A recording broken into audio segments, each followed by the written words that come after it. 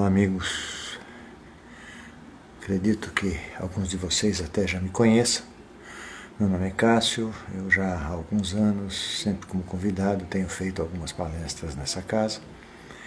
Mas agora, dentro da minha casa, nós estamos exatamente numa fase de pandemia, e nessa pandemia as casas estão fechadas, mas a divulgação da nossa doutrina não deve parar.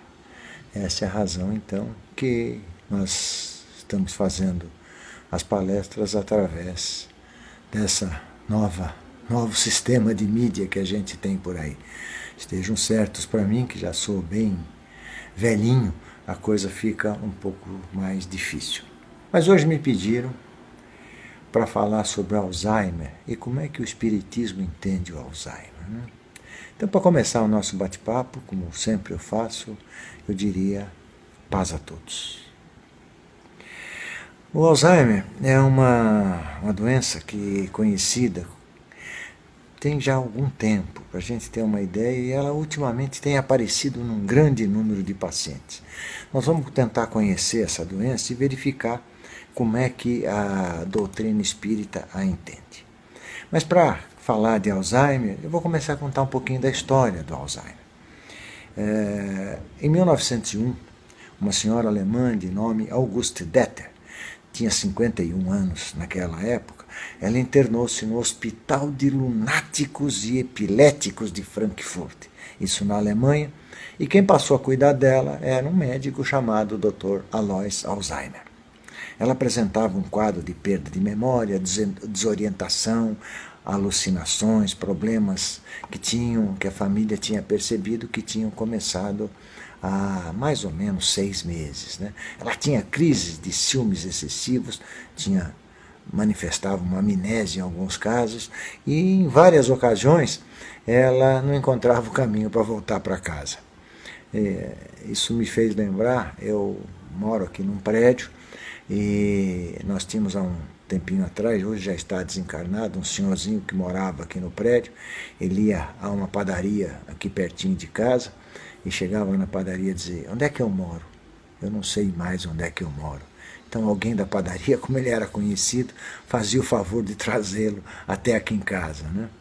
Mas voltando à nossa senhorinha, a dona Auguste, ela passou a guardar os seus objetos e depois não sabia onde tinha guardado, né? Ela perdia completamente e ela começou a ficar neurótica em todos os sentidos. Ela começou a dizer que estava sendo perseguida e falava também que, em algumas oportunidades, que tinha alguém querendo matá-la. Quer dizer, isso dá uma ideia de como estava transcorrendo o caso, né? O estado dessa senhora começou a piorar, e ela começou a apresentar sinais de demência e precisava ficar uma enfermeira do lado dela praticamente o tempo todo, porque a debilidade dela era marcante e aumentava assim de uma forma galopante com o passar do tempo. E o tempo foi passando, e esse tipo de problema abriu espaço para um problema chamado depressão. E essa depressão, então, a gente sabe que abre portas para uma série de outras doenças oportunas, né? Então ela começou a ter uma série de problemas. 5 anos se passaram depois daquela internação e essa paciente veio a desencarnar, né? O Dr. Alois, então, fez uma necrópsia. E ele começou a analisar o tecido nervoso da paciente e constatou uma atrofia significativa no córtex cerebral, com formação de placas senis e emaranhadas e neurofibrilares. Isso, para ele, né? Ele percebeu então que ele estava diante de uma nova descoberta. Ele tinha conhecido uma doença que hoje nós chamamos simplesmente de Alzheimer, né? Exatamente em função do seu descobridor. Então essa doença de Alzheimer, ela desenvolve nas pessoas múltiplas lesões e atinge a área do hipocampo, começando a prejudicar a memória do exterior para o interior. O que quer dizer isso, né? A gente sabe que a memória mais recente começa a ser apagada e ela não tinha mais capacidade de reter na memória os acontecimentos ocorridos há pouco tempo. Ela não sabia o que tinha almoçado de manhã, não sabia o que tinha acontecido ontem, porém ela lembrava de coisas da infância. Quer dizer, a memória então vinha, né, lá de trás para frente, começava a esquecer dos fatos mais recentes e lembrar daqueles bem mais antigos. No 37º Congresso de Psiquiatria do Sudoeste da Alemanha, que ocorreu por volta de exatamente em 1906, o Dr. Alzheimer apresentou um artigo científico com o nome de uma doença peculiar dos neurônios do córtex cerebral. Essa doença, então, a partir dessa data, começou a receber o nome do seu pesquisador, ou seja, Alzheimer, né? Em função de tudo isso, essa é mais ou menos uma historinha que a gente pode contar. Agora, falando de doutrina, tem uma pergunta que nós podemos fazer, né?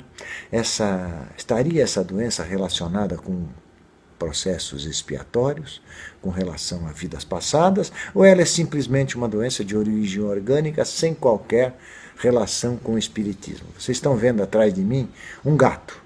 É porque eu estou na minha casa e eu tenho esse gato, é uma gata, por sinal, e ela não larga da gente. Então ela está fazendo parte da nossa palestra de hoje, é uma gatinha siamesa que está aqui com a gente.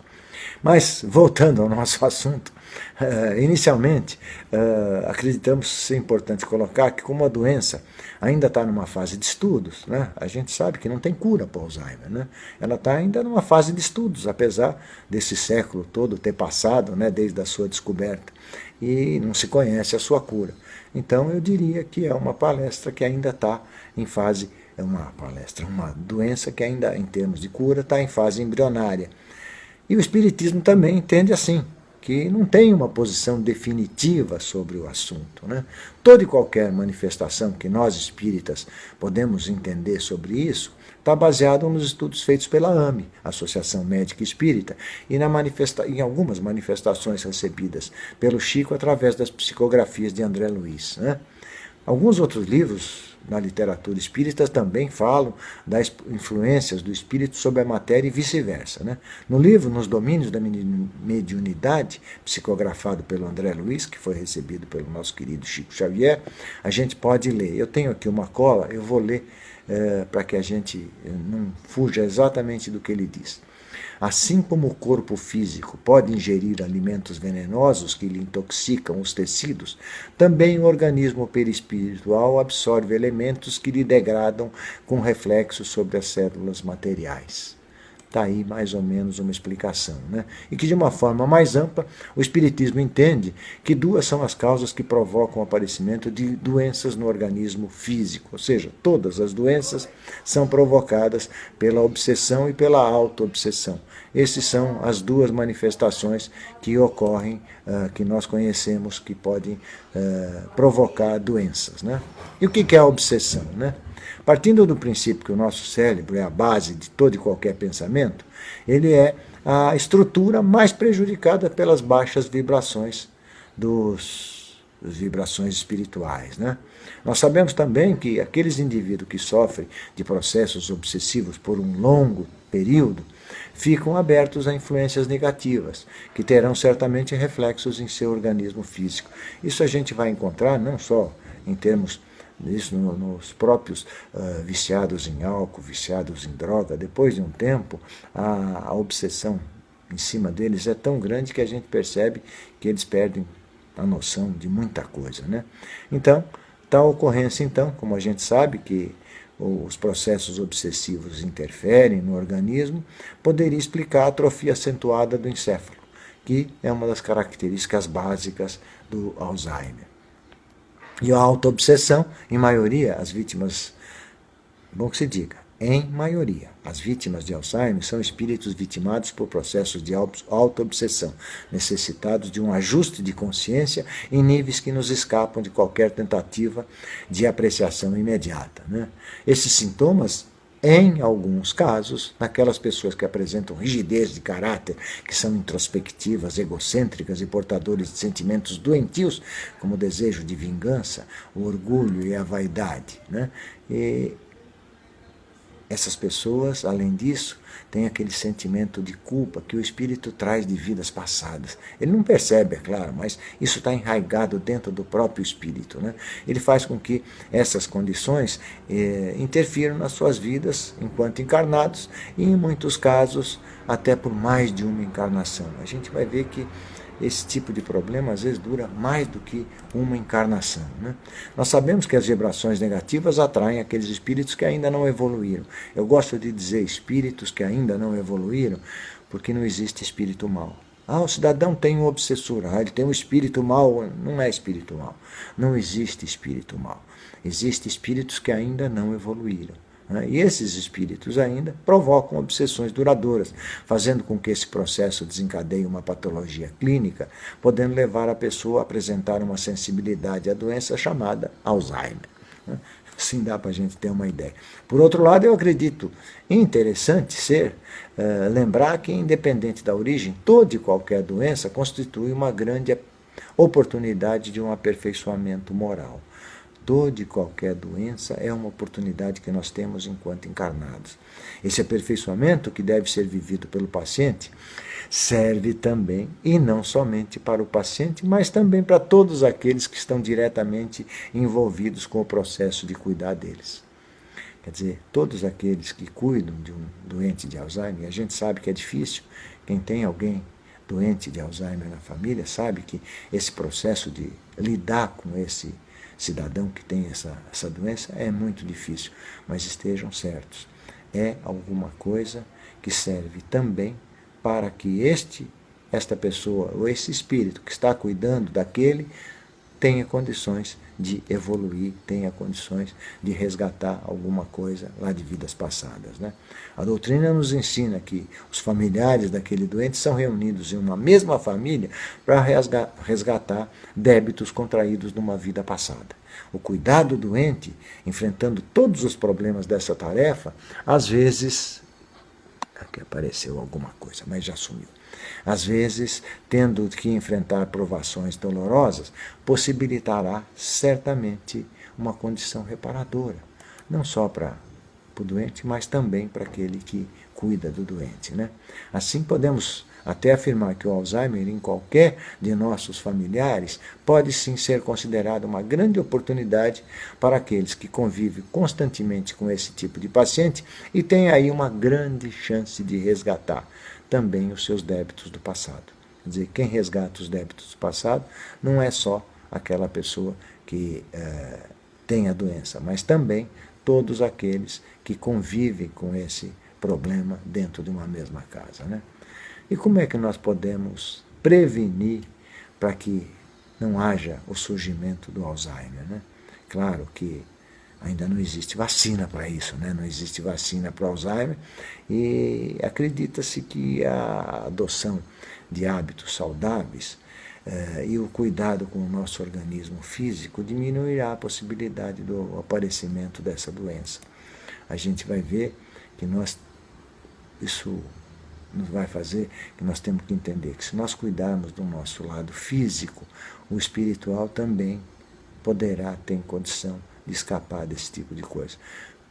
Corpus sanis, mente sana, né? Já dizia. Então a gente sabe que se o organismo nosso estiver saudável, mais difícil é. Mas existe um remédio que é espetacular, chama caridade. Caridade é um dos caminhos mais seguros para a nossa defesa, pois através dela nós estaremos desenvolvendo alguma coisa que nós podemos chamar de amor ao próximo. Nós sabemos que Cristo teve só 3 anos entre a gente, né? Todo mundo sabe que ele aparece aos 30, aos 33, a gente sabe o que aconteceu com ele, e nesses 3 anos ele nos deixou uma filosofia de vida que hoje quase 40% da população do mundo segue. Então tem que ter uma importância muito grande isso, né? E nesses 3 anos, entre muitas coisas que ele nos deixou 2 mandamentos. Amar a Deus sobre todas as coisas e amar ao próximo como a ti mesmo. Quer dizer, a gente vai ver que amar o próximo é alguma coisa que nos leva, né, a grande facilidade de evitar não só o Alzheimer, como N outras doenças, né? E se nós considerarmos essa prática, ou seja, da caridade associada a uma retidão de caráter, uma elevação dos nossos pensamentos, possibilitando o nosso crescimento, nós com certeza estaremos evitando esses problemas que poderão nos atingir no corpo de carne. Então a gente tem que cuidar exatamente disso, né? Cuidar da nossa mente e procurar fazer com que nós sejamos retos, tenhamos um desenvolvimento moral, espiritual normal, quer dizer, mais evoluído, procurando pelo menos a evolução. Então, nós podemos, então, para concluir esse nosso bate-papo, podemos afirmar que a maior parte das grandes doenças tem a sua origem num descuido que na nossa vida, pode ser na presente ou pode ser até numa vida lá de trás, né? Como o André Luiz nos afirma, né? São, às vezes, expiações de vidas bem lá para trás. Não precisa ser aquela última que nós vivemos, não. Pode ser de uma outra encarnação de muitos anos, séculos, sei lá quanto tempo atrás, né? E como espíritas, que nós sabemos disso, nós temos que aproveitar essa passagem, ou seja, essa encarnação, né, para tentarmos corrigir as nossas falhas. E como fazer isso, né? Procurando sempre a nossa evolução moral e espiritual. Aí nós podemos, então, fazer alguma coisa para corrigir as nossas falhas. E eu acho que, para terminar, a gente pode lembrar do que disse o Chico Xavier, né? Embora ninguém possa voltar atrás para fazer um novo começo, qualquer um pode começar agora e fazer um novo fim. Quer dizer, isso nos mostra que nós temos que esquecer tudo o que nós fizemos até ontem. Porque não adianta, nós não podemos mudar o que já está feito, né? Mas, a partir de agora, deste momento, nós podemos, então, procurar não mais cometer qualquer deslize já cometido. E certamente, nós agindo assim, nós estaremos a caminho da nossa angelitude. E o que é a nossa angelitude? É um par de asinhas nas costas? Não. A nossa angelitude é o nosso aperfeiçoamento. É a nossa evolução moral, espiritual e até intelectual, que vai fazer com que a gente tenha condição de crescer e de evoluir em todos os sentidos. Meus amigos, eu sei que falar sobre qualquer tipo de doença, numa fase como nós estamos agora, de uma pandemia, é difícil, né? E o que fazer nessa pandemia? Já imaginaram, eu, que já devo estar velhinho como eu sou, estou aqui em casa preso há, sei lá, 5 meses, sei lá quanto tempo, desde março, sei lá quantos meses já deram, já perdi a conta, praticamente sem sair de casa, saindo o necessário, e toda vez que saio de casa, põe máscara, troca sapato quando volta, troca roupa, e aqueles cuidados todos por eu estar no grupo de risco. Então eu diria, companheiros, amigos, espíritas, ou não, cuidem para que haja uma proteção em todos vocês. Porque na hora em que vocês estarem se protegendo, vocês estarão protegendo as suas famílias, estarão protegendo a população da nossa cidade, do nosso planeta e, em consequência, a população do mundo. Que cada um de nós consiga e que todos nós tenhamos uma vida tranquila e de paz.